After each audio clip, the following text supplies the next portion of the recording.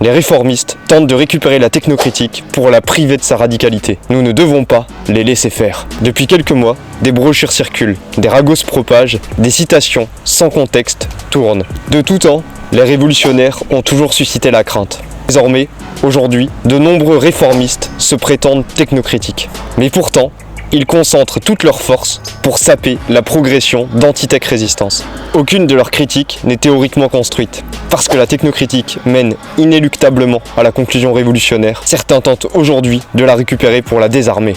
La technocritique biaisée pour devenir inclusive, c'est la technocritique qui perd toute sa pertinence en tant que grille d'analyse rationnelle du réel. Car la technocritique, ça n'est pas inviter Fairphone, qui se félicite d'exploiter un peu mieux les enfants dans les mines, comme l'ont fait les soulèvements de la Terre à Stop Micro. La technocritique, ça n'est pas réinstaller des cabines téléphoniques dans les métropoles, ni souhaiter des algorithmes de gauche. Ça n'est pas l'Internet libre et son infrastructure coloniale.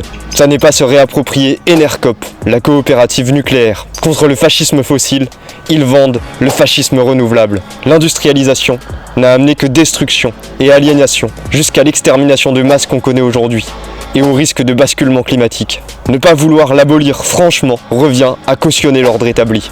À cautionner l'esclavage au sud pour le confort du nord. Drôle d'inclusivité, hein. Car sous couvert de progressisme, c'est toujours les mêmes qui sont favorisés. Tout le reste des habitants de la planète, exterminés ou exploités par la société industrielle, sont tous sauf inclus dans leur paradis pour bourgeois décroissants. Dans leur pays des alternatives, qui ressemble davantage à un refuge pour technocrates dans le déni. Les paysans et les artisans, quand ils ont résisté à l'industrialisation, ont toujours été qualifiés de réactionnaires. Aujourd'hui, tout le monde se dit qu'ils avaient raison. N'ayons pas honte d'être leurs héritiers. N'ayons pas honte de défendre une analyse radicale qui nous place devant le plus douloureux dilemme de notre époque. Stopper le système industriel et sacrifier le confort moderne occidental, ou le laisser détruire la biosphère dont nous dépendons tous pour vivre.